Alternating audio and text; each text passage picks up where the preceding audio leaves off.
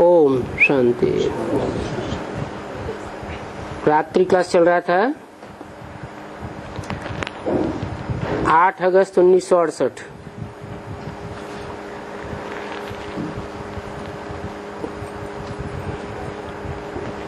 पहले पेज के मध्याह्न में बात चल रही थी।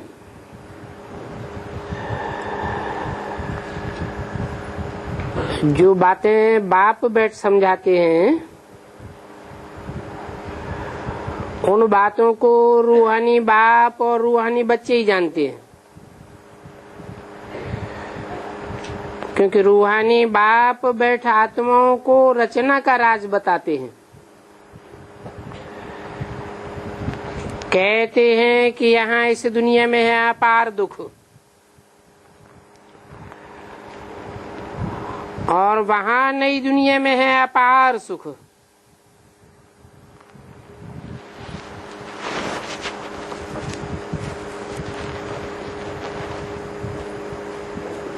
तो बाप आइडनेस निकालते हैं, काम महाशत्रु है।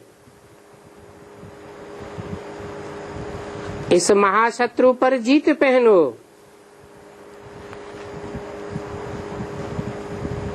काम को जीतो और जगत जीत बनो। जितना जितना काम जीत बनते जावेंगे उतना उतना जगत जीत बनते जावेंगे।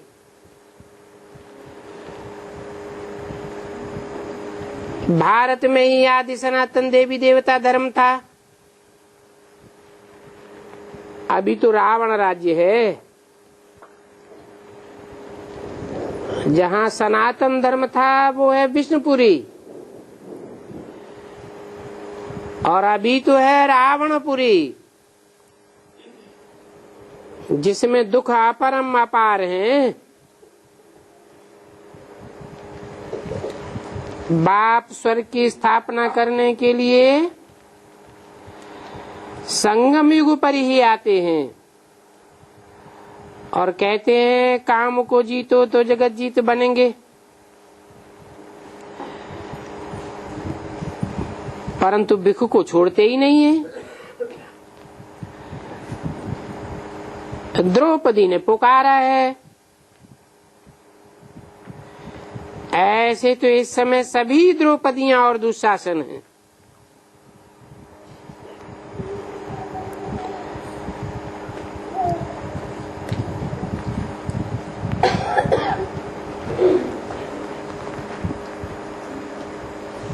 बाप बैठ समझाते हैं कि द्रौपदियां किनको कहा जाता है।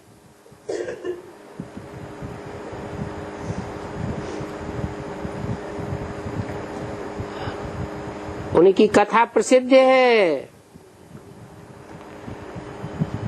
भरी सभा में दुर्योधन दुशासन उनको नमन करते थे।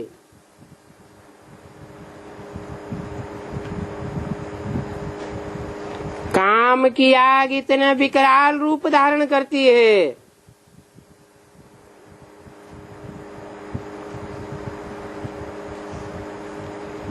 कि कोई के मान मर्तबे की परवाह नहीं रहती, जैसे कि अंधे हो जाते हैं।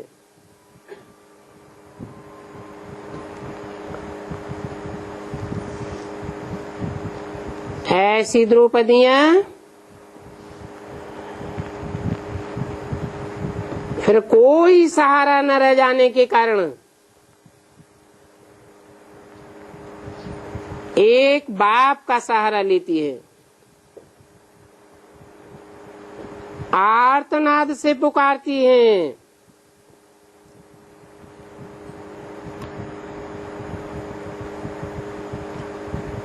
बाप आकर सहयोगी बनते हैं।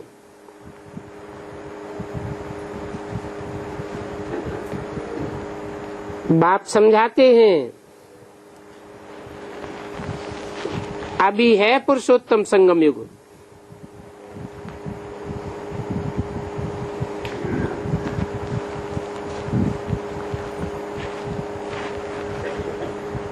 इस समय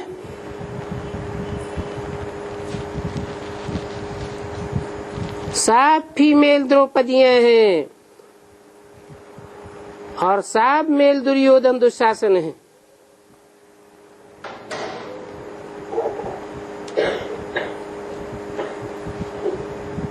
पुरुषार्थ करते हो काम पर जीत पाने का तो तुम देवी देवता बनते हो।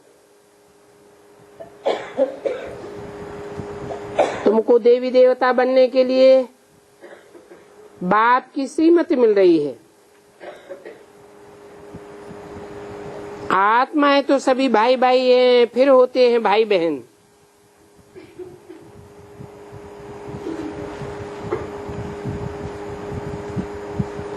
क्योंकि प्रजापिता ब्रह्मा के बच्चे तो हैं। प्रजापिता ब्रह्मा को कहेंगे great great grandfather.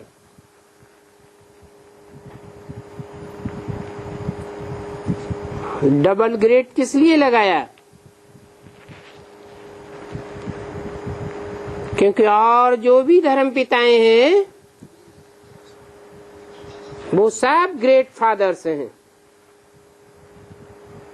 Ibrahim, Buddha, Christ, महान धर्म पिताएं हैं, परंतु उनको ग्रेट ग्रेट ग्रैंडफादर नहीं कहा जा सकता। सब धर्मों में आदम की मान्यता है, एडम की मान्यता है, जिसे आदि पुरुष कहा जाता है। वो है ग्रेट ग्रेट ग्रैंडफादर। और तुम Prajapita Brahma great great grandfather के बच्चे हो।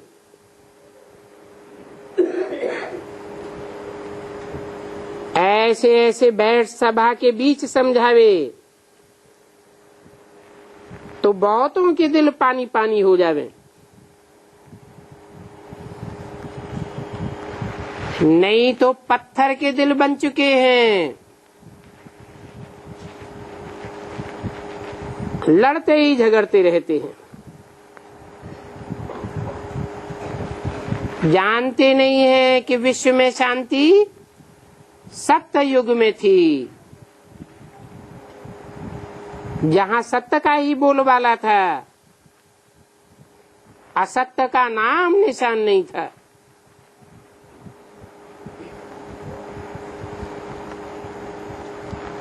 ऐसी सतयुग की स्थापना सत्य बाप, सत्य गुरु, सत्य टीचर ही करते हैं। अभी तो दुनिया में अशांति है, बाप ही शांति सुखधाम की स्थापना करते हैं, जिसके लिए अभी श्रीमत देते हैं कि अपन को आत्मा समझो और बाप को याद करो।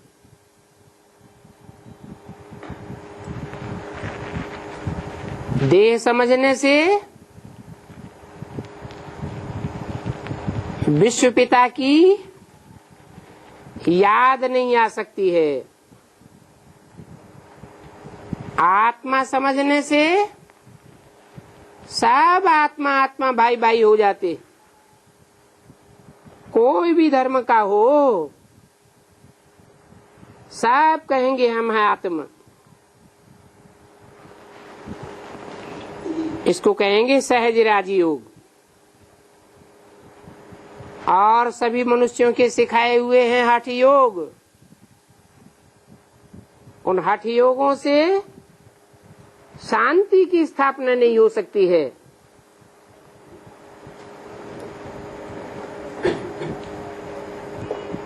जानते भी नहीं हैं कि शांति कैसे स्थापन होती है और कब स्थापन होती है। बाप तो कहते हैं मैं कल्प में एक ही बार आता हूँ राजयोग सिखलाने।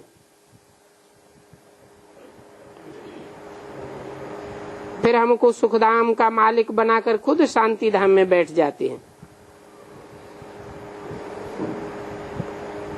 हम भारतवासियों को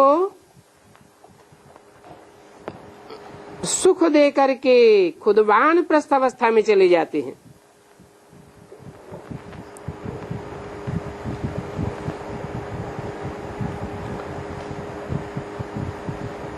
बाप पहले हमको समझाते हैं,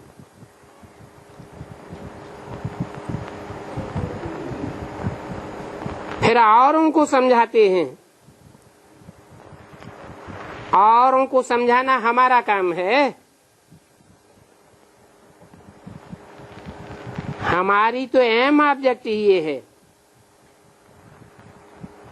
सारे विश्व को संदेश पहुंचाना, बताना है कि अभी ये दुनिया दुखधाम है, इसमें अपरम अपार दुख हैं, कलयुग में होंगे अपार सुख। बाप संगम पर आकर के सुखधाम अपार सुखों की स्थापना करते हैं और दुखधाम का विनाश कराए देते हैं। ऐसे नहीं कि पहले दुखधाम का विनाश कराए देते हैं, फिर बाद में सुखधाम स्थापन होता है। नहीं, नरक की दुनिया के बीच स्वर्ग का वर्षा देते हैं। ये सारी दुनिया नरक है। नर मनुष्य को कहा जाता है।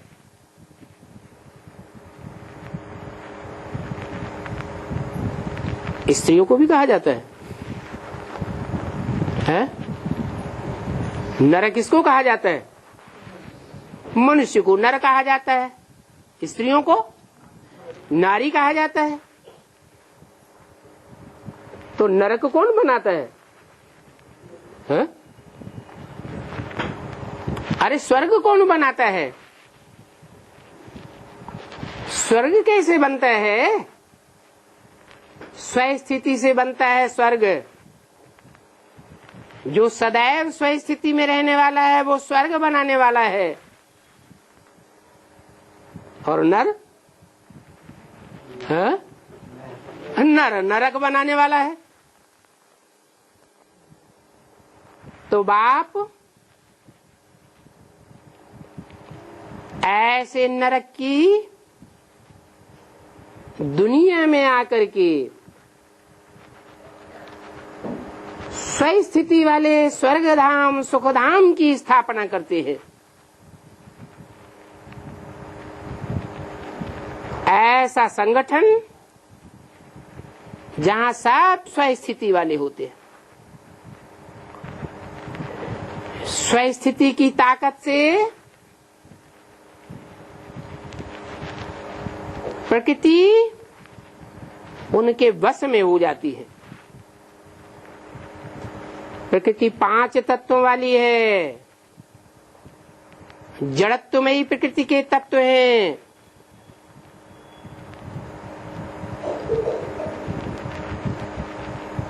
उन्हें एकाग्र करना चैतन्य आत्माओं का काम है। परंतु आत्माएं अपने स्वरूप को समझें कि हम चैतन्य आत्मा हैं। एक परमपिता परमात्मा बाप के बच्चे हैं। उस स्थिति में स्थित होने का अभ्यास करें, तब स्वर्ग की स्थापना हो सकती है। तो पहले स्वर्ग की स्थापना कराते हैं, बाद में दुखधाम का विनाश कराते हैं। ये बच्चों को याद रहे तो भी खुशी का पारा चढ़ा रहे। क्या क्या याद रहे कि बाप आकर नरक की दुनिया के बीच सुख की दुनिया की स्थापना करते हैं, बाद में नरक का विनाश कराते हैं। बच्चों को अंदर बाहर सच्चा बनना है, सच्चा बाप मिला है तो सच्ची तरह चलना है। यहाँ झूठ की तो बिल्कुल जरूरत ही नहीं है। क्यों? क्योंकि बाप सच्चखंड की स्थापना कराने के लिए आए हैं। झूठ खंड का विनाश कराने के लिए आए हैं।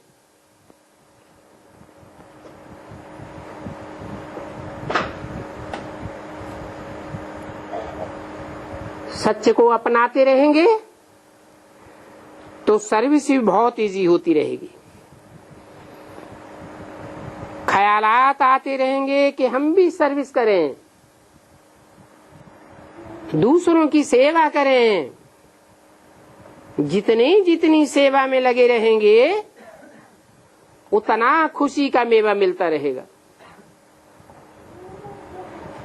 खुशी का मेवा मिलेगा तो मन मौज में रहेगा। तो बाप कहते हैं कि संगम युग है ही मौजों का युग।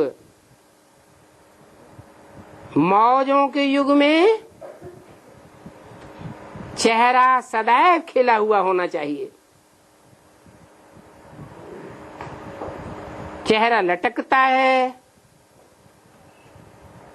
माना सर्विस करते हैं या डिस सर्विस करते हैं? डिस सर्विस में लगे हुए हैं। देभान आता है तब चेहरा लटकता है। बाबा पॉइंट तो बहुत सहज समझाते हैं, परंतु समझें भी ना। जब बाप आते हैं तो मनुष्य गधे मिसल बन जाते हैं। कैसे? जैसे गधे को धोबी बार बार नहलाता है, गधा क्या करता है? बार बार मिट्टी में लौट जाता है। ये देह अभिमानी की मिट्टी है,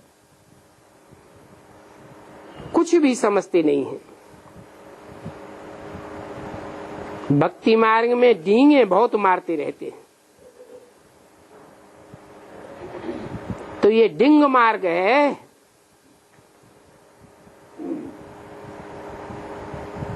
रावण को भी गधे का सिर दिया है?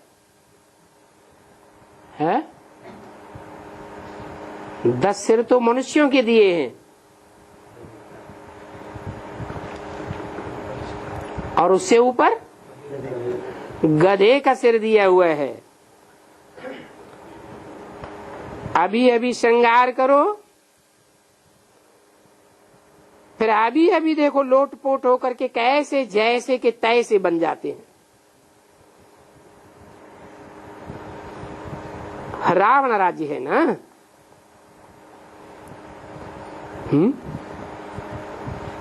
रावण राज्य है या गधे का राज्य है?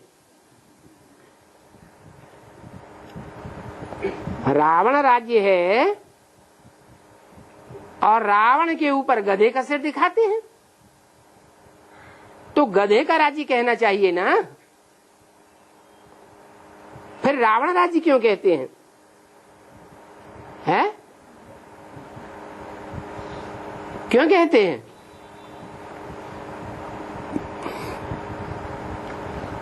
क्या गधा किसी को रुलाता है? हैं? गधा तो इतना सीधा साधा होता है, भले मिट्टी में बार बार लौट जाता है तो अपना ही नुकसान करता है या दूसरों को रुलाता है? उसका इंटेंशन कोई दूसरों को रुलाना नहीं होता है। और रावण तो औरों को रुलाता है। गधे में बुद्धि होती है या रावण में बुद्धि होती है? रावण फिर भी बुद्धिमान दिखाया हुआ है। जैसे ब्रह्मा के हाथों में वेद शास्त्र दिखाते हैं, वैसे रावण के हाथों में भी वेद शास्त्र दिखाते हैं, कहते हैं प्रकांड विद्वान था, ब्राह्मण था। कहाँ की बातें हैं? रावण जैसे ब्राह्मण भी राक्षस थे, और वशिष्ठ विश्वामित्र जैसे महर्षि भी ब्राह्मण थे।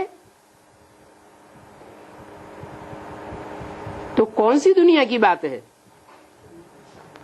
ये ब्राह्मणों की संगम युगी दुनिया की बात है, जहाँ अच्छे से अच्छे कर्म करने वाले भी होते हैं और बुरे से बुरे कर्म करने वाले भी देखने हो, तो इस ब्राह्मणों की दुनिया में देखो। इसलिए ब्राह्मणों की दुनिया में 9 कुरियां दिखाई हुई हैं। दुनिया के हिसाब से देखा जाए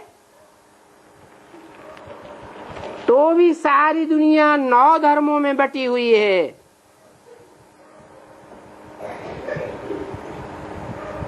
जो कुछ न कुछ आस्तिक धर्म है, भगवान को मानने वाले धर्म हैं, जिन धर्मों के लिए बोला है कि रिलीजन इज माइट, रिलीजन में शक्ति होती है, उस धर्म में शक्ति नहीं होती है जो धर्म के नाम पर अधर्म बन जाता है। धारणा का नाम निशान नहीं होता है।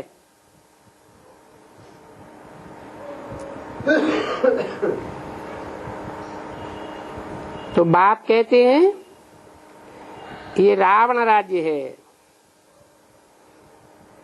ये शास्त्र पढ़ने वाले बड़ी बड़ी डींगे मारते रहते हैं,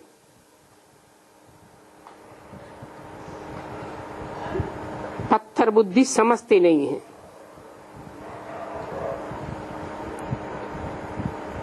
कहते भी हम जन्म जन्मांतर के पापी हैं,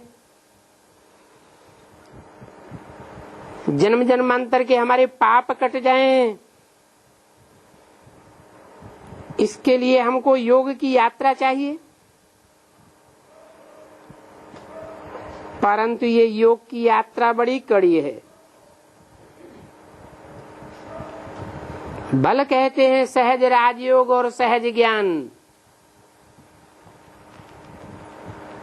कठिन तो नहीं कहते हैं। भक्ति मार्ग में भी मानते हैं भगवान मुश्किल को सहज करने वाला है।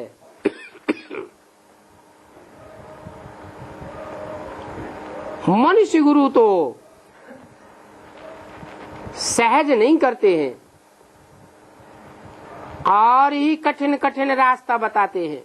हठ योग लगाओ, आसन लगाओ, प्राणायाम खींचो, सांस रोको, नाक बंद करो, उल्टे खड़े हो जाओ। बाप तो कितना सहज रास्ता बताते हैं। अपन को आत्मा समझ, बाप को याद करो। परंतु फिर कठिन कैसे हो जाता है?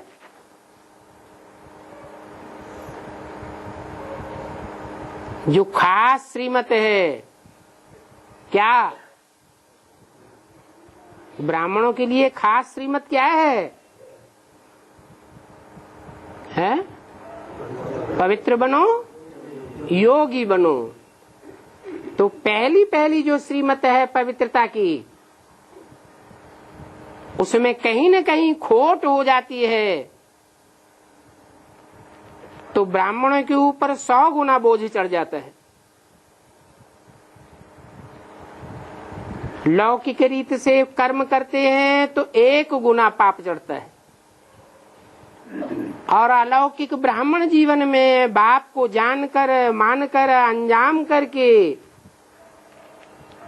फिर श्रीमत के बरखिलाफ काम करते हैं तो 100 गुना बोझ चढ़ने के कारण कठिन होगा या सहज होगा? कठिन भासता है, नहीं तो कठिन नहीं है। इसलिए कहते हैं कि सिवाय सर्वसेवल बच्चों के यह यात्रा कोई भी सहज रीति नहीं कर सकता। क्या? जो बच्चे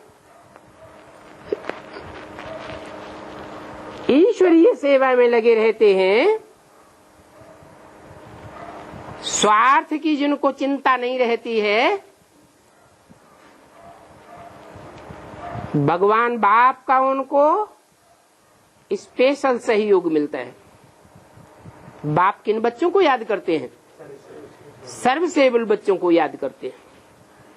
ऐसे नहीं कहा ज्ञानी बच्चों को याद करते हैं। याद में हठपूर्वक 2, 4, 8 घंटे बैठ जाएं, उनको याद करते हैं। धारणावान बच्चों को याद करते हैं? नहीं। क्या कहा? सर्वसेवल बच्चों को याद करते हैं। तो सहज करना है, तो सहज करने का रास्ता क्या हुआ है? सहज करने का रास्ता है ईश्वरीय सेवा में लगे रहना चाहिए। अच्छा, मीठे मीठे से कील दे रूहानी बच्चों को रूहानी बाप दादा का याद प्यार गुड नाइट। रूहानी बच्चों को रूहानी बाप की नमस्ते। एक दूसरा छोटा सा रात्रि क्लास है 17 अगस्त 1968।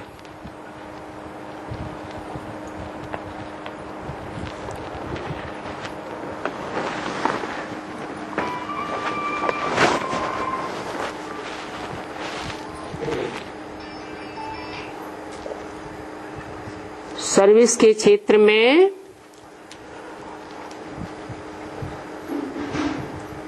मूल बात है सबको बाप की पहचान मिले। सबको बाप की पहचान मिलेगी तो बेहद के बाप से बेहद सुख शांति का वर्षा लेने का पुरुषार्थ करेंगे।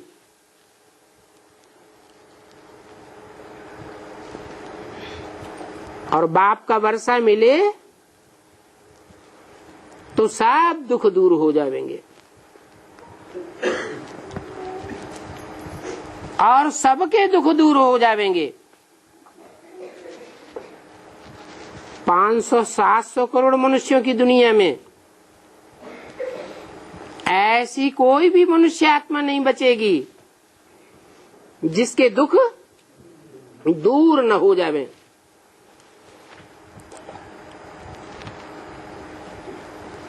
कोई के अनेक जन्मों के दुख दूर हो जाएंगे।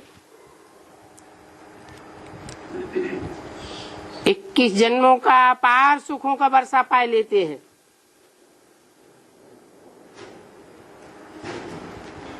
फिर कोई के एक जन्म के दुख पूरे पूरे दूर हो जाते हैं। कम से कम एक जन्म का सुख का वर्षा तो हर मनुष्य आत्मा को मिलना जरूर है। बॉम्बे में जो सेमिनार हुआ था उसमें कुमारिका उषा आदि ने जो भाषण किया था वो टैप आज क्लास में चल रही है। उषा ने ठीक बताया कि हमको पढ़ाने वाला कौन है। ये उषा कौन है और कुमार का कौन है?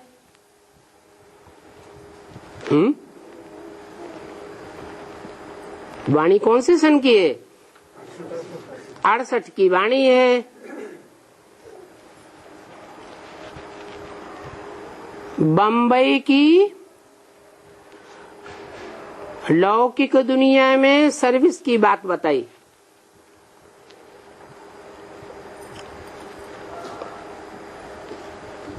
बेहद का बाप बेहद के बच्चों से बेहद की बातें करते हैं। जो हद के बच्चे होते हैं वो हद की बातें उठा लेते हैं। हद के बच्चों ने समझा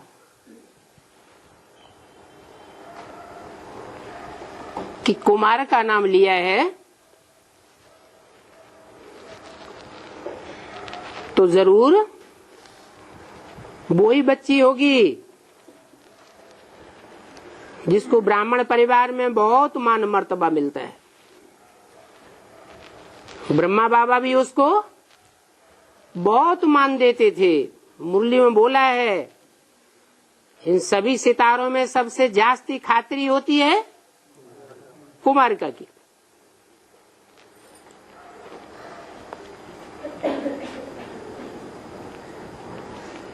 परंतु फिर दूसरा वाक्य बोल दिया, जिनका इस दुनिया में बहुत मान मर्तबा होता है उनको बड़े ते बड़ा भ्रष्टाचारी समझो।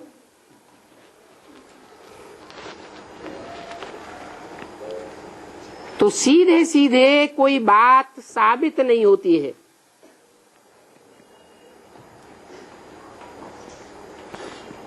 ब्रह्म वाक्यों की गहराई में जाने से नई नई बातें निकलती हैं।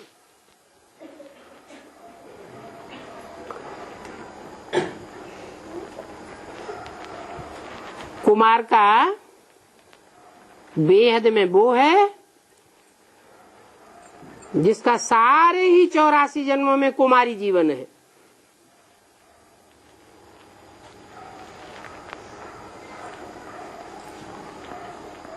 कुमारी जीवन अति पवित्र माना जाता है। साधु सन्यासी भी उनकी पूजा करते हैं।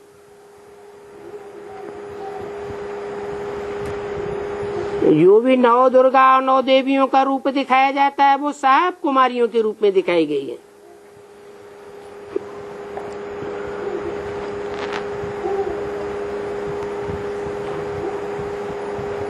तो बेहद की कुमारिका के लिए भी बताया,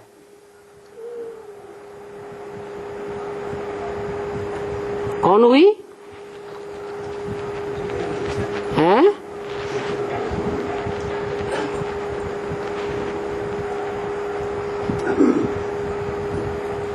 पहले पहले सेवा की शुरुआत कहाँ से होती है कुमारिका की?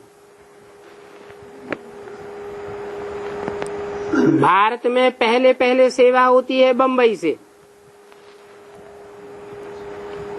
बंबई किसकी नगरी कही जाती है? माया की नगरी कही जाती है। और माया बाप की बेटी है।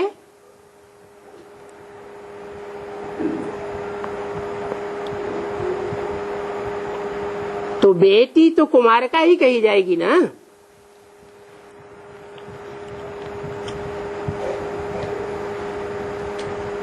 प्योरिटी की पावर होगी या नहीं होगी?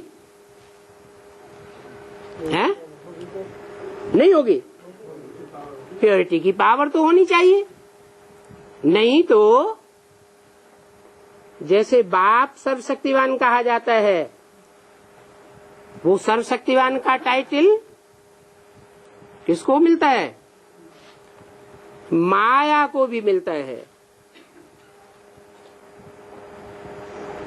बाप का स्थापन किया हुआ राज्य आधा कल्प चलता है, तो माया का राज्य भी आधा कल्प चलता है।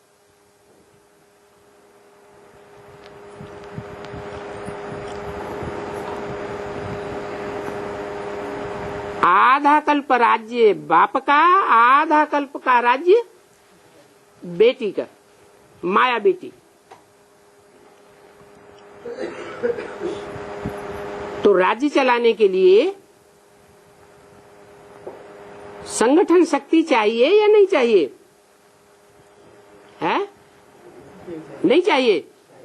चाहिए। तो एक संगठन होता है रावण का संगठन। 10 सिर इकट्ठे होते हैं तो यूनिटी है या नहीं है? है? यूनिटी तो है। परंतु 100% यूनिटी नहीं कहेंगे, क्योंकि दुनिया के कोई भी काम प्योरिटी के बगैर नहीं हो सकते। आज भी दुनिया जो टिकी हुई है, इतना भ्रष्टाचार दुराचार फैल रहा है, तो भी कैसे टिकी हुई है? कुछ न कुछ प्योरिटी है जरूर। तो बोला कि बॉम्बे में जो सेमिनार हुआ, उसमें कुमारिका आदि ने जो भाषण किया, उषा ने जो भाषण किया, वो टैप क्लास में चलाई गई। उषा ने तो ठीक बताया है कि हमको पढ़ाने वाला कौन है। वेद की उषा कौन हुई?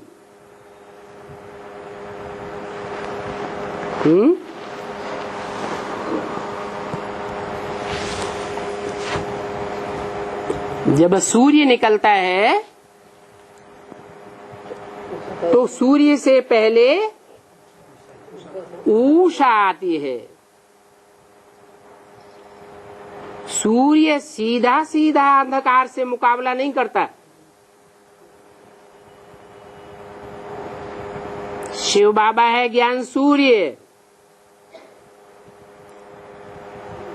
और शक्तियों की जो हेड है वो है उषा। तो शक्तियां अंधकार का मुकाबला करती हैं।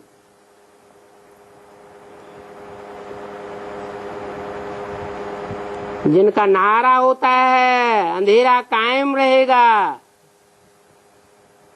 ज्ञान को हम दुनिया में फैलने नहीं देंगे। ज्ञान माने बाप की पहचान, बाप की पहचान दुनिया वालों को होने नहीं देंगे। सूर्य का अस्तित्व संसार में कायम नहीं होने देंगे। ऐसे अंधकार रूपी अजगर को उषा समाप्त कर देती है। जो समाप्त करने वाली है अज्ञान अंधकार को, वो ज्ञान का सोझरा फैलाने वाले को तो जानती होगी या नहीं जानती होगी? जरूर जानती है। तो बोला उषा ने ठीक कहा कि हमको पढ़ाने वाला बाप है, ऐसे नहीं कि पढ़ाने वाली अम्मा है। क्या? पढ़ाने वाली माँ नहीं है, रचयिता बाप है। तो ये बात भी ठीक रीति बताई है। ऐसे नहीं बिंदी बाप है।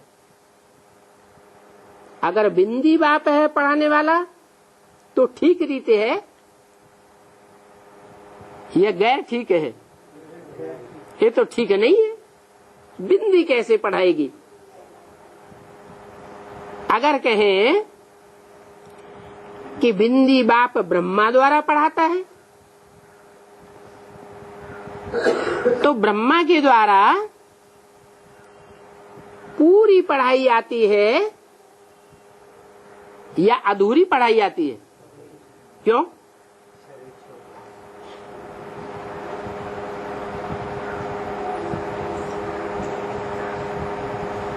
कोई डॉक्टर बनता है और मोटी मोटी बातें सीख ले और डॉक्टर का लकबा ले ले, तो अपना और दूसरों का नुकसान करेगा या नहीं करेगा? नुकसान करेगा। नींग माकी में खतरे जान। ऐसे ही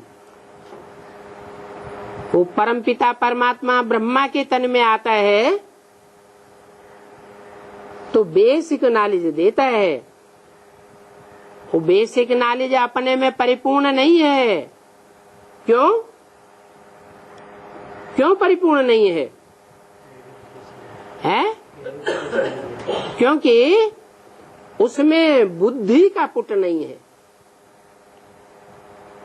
जैसे छोटे छोटे बच्चे हैं, कबीर दास के, तुलसीदास के, सूरदास के पदों को, कवित्वों को रटते तो हैं, सुनते हैं और दूसरों को सुनाते तो हैं, लेकिन उनका गुह्यार्थ क्या होता है वो नहीं जानते हैं।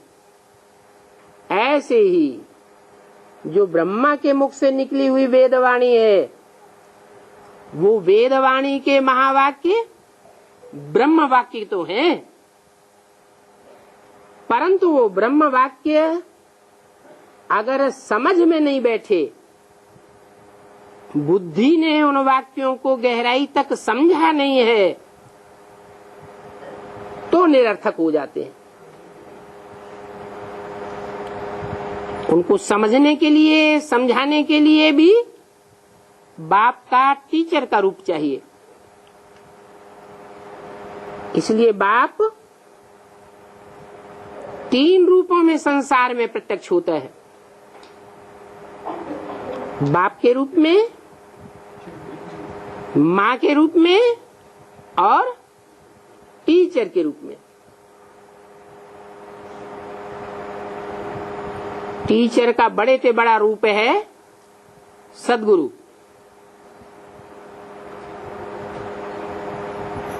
अंतिम स्वरूप है और कड़क रूप है। तो बाप ये चारों ही पार्ट बजाता है, बाप, टीचर और सद्गुरु का पार्ट बजाता है। जैसे छोटे छोटे बच्चे होते हैं तो पहले माँ को पहचानते हैं, यहाँ भी बाप इस सृष्टि पर आते हैं तो पहले बेसिक नॉलेज देते हैं। चलो कोई डायरेक्ट एडवांस में भी आते हैं तो सर्टेन है कि उन्होंने बेसिक लिया होगा या नहीं लिया होगा, है? पिछले जन्म में जरूर उन्होंने बेसिक ज्ञान भी लिया है, ब्राह्मणत्व का जीवन बिताया है, तो वर्तमान जीवन में पूर्व जन्म की ब्राह्मणत्व की नॉलेज ऐड हो जाती है और एडवांस में सहज ही आ जाते हैं।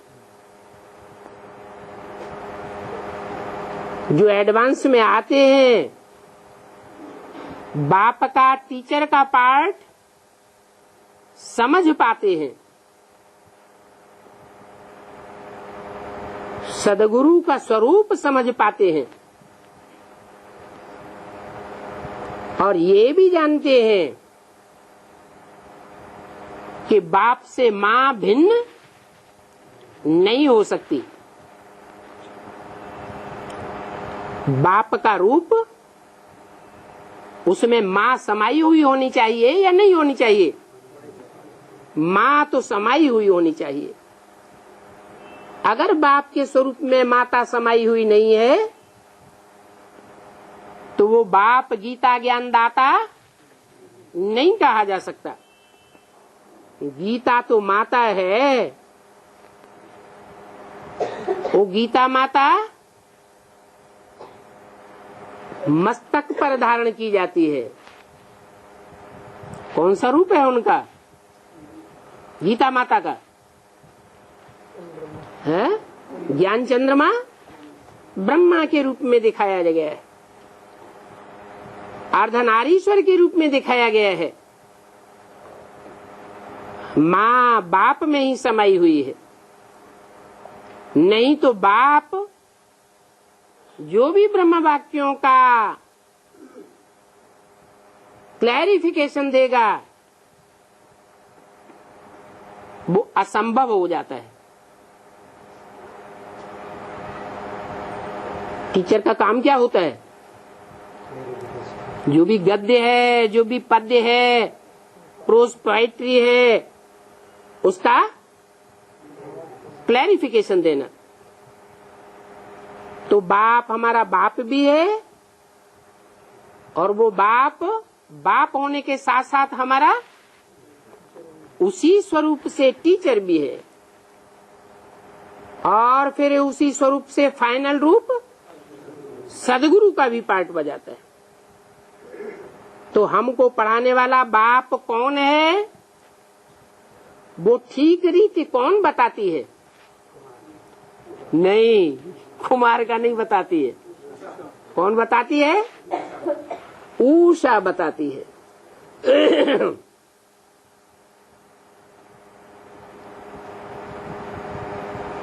बेसिक में तो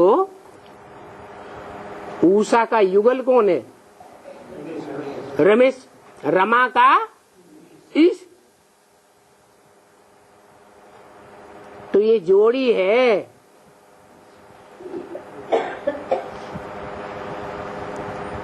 तो बाप का ठीक परिचय देने वाली कौन है? उषा।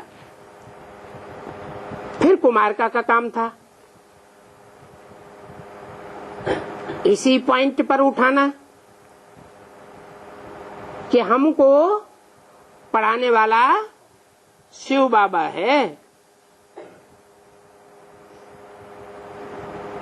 ये ऐसे क्यों बोला? फिर कुमारका का काम था। कुमारका ने ये काम किया नहीं। क्या बोला? कुमारका का काम था, माने कुमारका ने वो पार्ट बजाया नहीं। क्या? इस पॉइंट को रेज करना कि हमको पढ़ाने वाला शिव बाबा है और ये हमारी एम ऑब्जेक्ट है। क्या?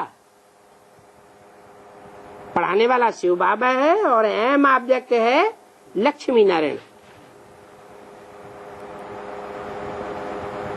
इस पॉइंट को रेज करना चाहिए था कुमारिका को, लेकिन नहीं किया। इसलिए बोला फिर कुमारिका का काम था, लेकिन कुमारिका ने वो काम पूरा नहीं किया। चित्र लक्ष्मी नारायण और शिव का चित्र वहां पर ले गए थे, तो उस पर ही समझाना चाहिए। जो चित्र ले गए हैं उसी चित्र पर गहराई पर समझाना चाहिए। क्या समझाना चाहिए? कि पढ़ाने वाला ये शिव है और हमारी अहम ऑब्जेक्ट है पढ़ाई की लक्ष्मी नारायण बनना और बनाना। तो कुमारिका ने अच्छी रीति समझाया या नहीं समझाया है? समझाना था लेकिन समझाया नहीं। क्यों नहीं समझाया? क्योंकि जो चित्र ले गए थे शिव बाबा का, उस चित्र में क्या दिखाया हुआ है?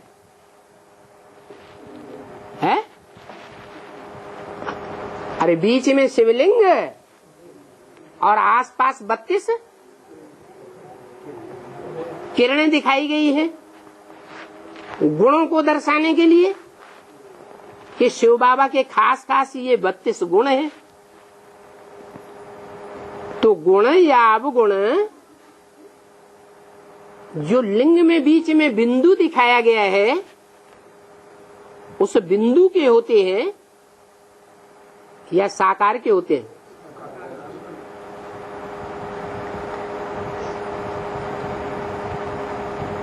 अगर बिंदु के कहें तो वो निर्गुण हो जाता है। क्या? न बिंदु में गुण है और न बिंदु में अवगुण है। वो बिंदु जब साकार बनता है इस स्वरूप के द्वारा, जो चित्र में दिखाया है लिंग, कैसा लिंग?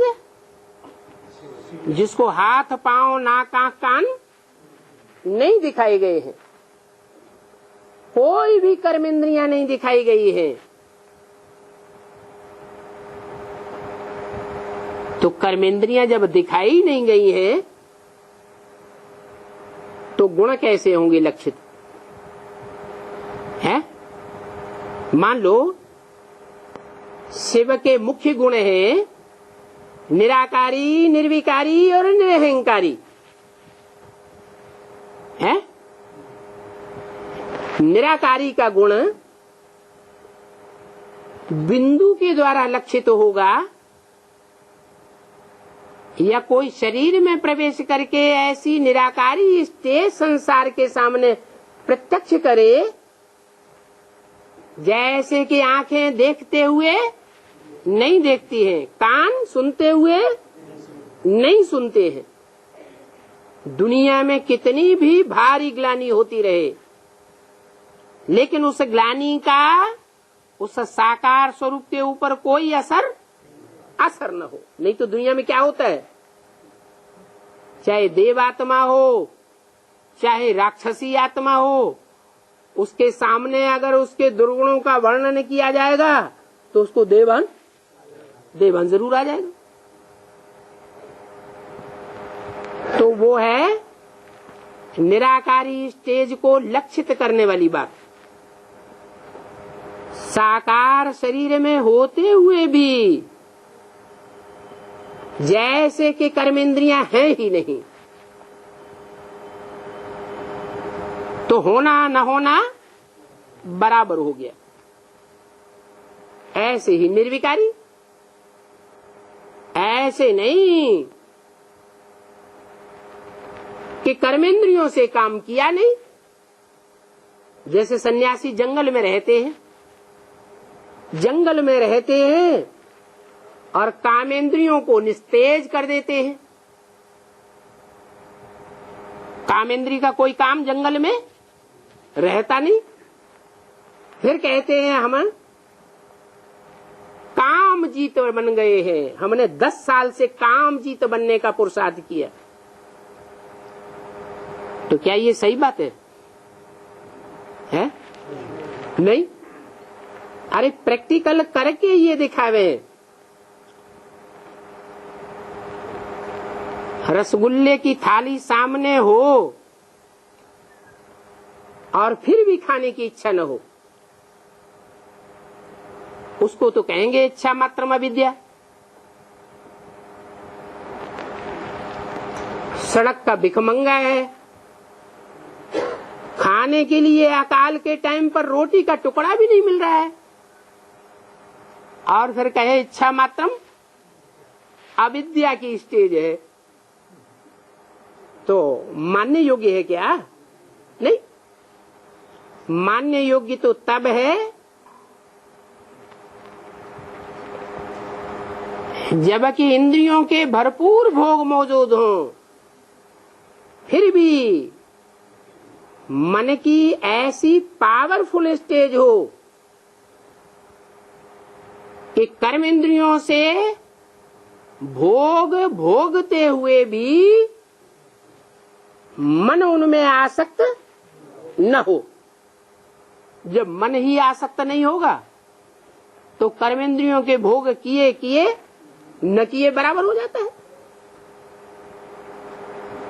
जैसे कि मिसाल देते हैं, महबूब अपनी महबूबा को याद करता है, कारखाने में जाता है, रास्ता सारा पार कर जाता है, आंखें खुली हुई रहती हैं। उसे पूछा जाता है तुमने किसको आते जाते देखा? तो कहा मैं तो दूसरी याद में था, किसी को देखा ही नहीं। क्यों नहीं देखा? आंखों ने सामने आते जाते व्यक्तियों को क्यों नहीं देखा? क्योंकि मन दूसरी जगह लगा हुआ था, लगाव पूर्वक, अटैचमेंट पूर्वक। तो आंख रूपी इंद्रियों ने अपना भोग खुले हुए होते हुए भी स्वीकार नहीं किया। ऐसी स्टेज परम पवित्र परम पिता परमात्मा शिव की दिखाई जाती है। जो मंदिरों में शिवलिंग के रूप में पूजा जाता है, देवताओं को पवित्र तो कहते हैं, परंतु परम पवित्र नहीं कहते। ये एवर पूज्य एक शिव ही है, तो वो बिंदु रूप में नहीं है। वो बिंदु भी इस सृष्टि पर साकार रूप में आकर के पार्ट बजाता है, इसलिए उसकी सिर्फ लिंग इंद्रिय पूजी जाती है। देवताओं की सारी इंद्रियां पूजी जाती है। उनका गायन है कमल नयन, कमल मुख, कमल नेत्र, कमल हस्त, कमल पाद। लेकिन शिव का सिर्फ लिंग ही पूजा जाता है, निराकारी स्टेज की यादगार। तो वो चित्र जो बंबई में ले गए, उसमें ये चित्रित किया गया था निराकारी स्टेज वाला लिंग, जो शरीर की यादगार है, परंतु उस लिंग में हाथ, पांव, नाक, आंख, कान, इंद्रियां जैसे काट दी गई। तो क्या रह गया है? लिंग धड़क लिंग ही रह जाता है। तो वो निराकारी स्टेज भी है, निर्विकारी स्टेज भी है, और देह का अहंकार कहेंगे या नहीं कहेंगे? देह का अहंकार हो ही नहीं सकता। देह का अहंकार तो तब कहा जाए जब देह से कोई कर्म करे और कर्म का फल बने। कर्म करेगा तो फल बनेगा या नहीं बनेगा? है?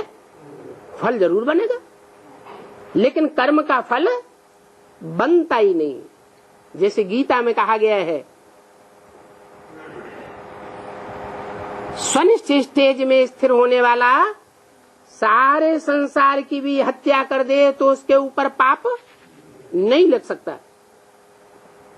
ऐसी आत्मिक स्टेज की पराकाष्ठा की बात है।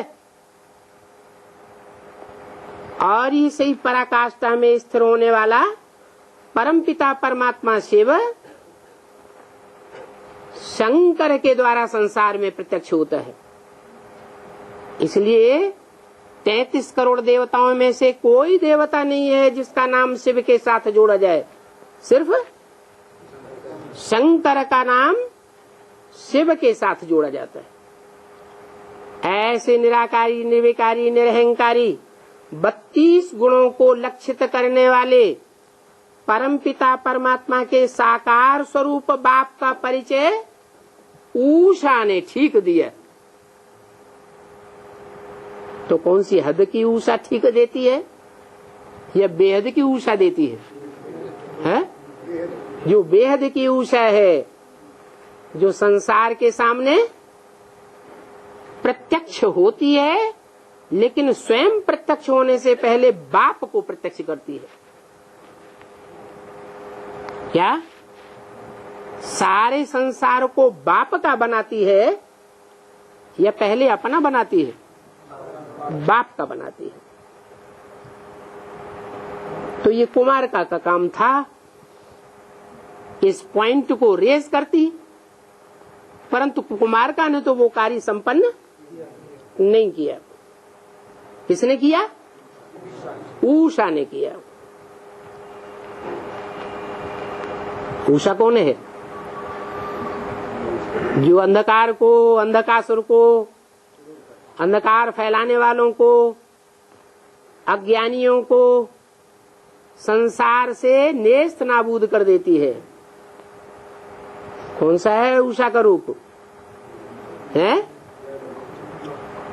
जगदम्बा। जगदम्बा ही महाकाली का रूप धारण करती है। महाकाली असुरों का विनाश कर देती है। ओम शांति।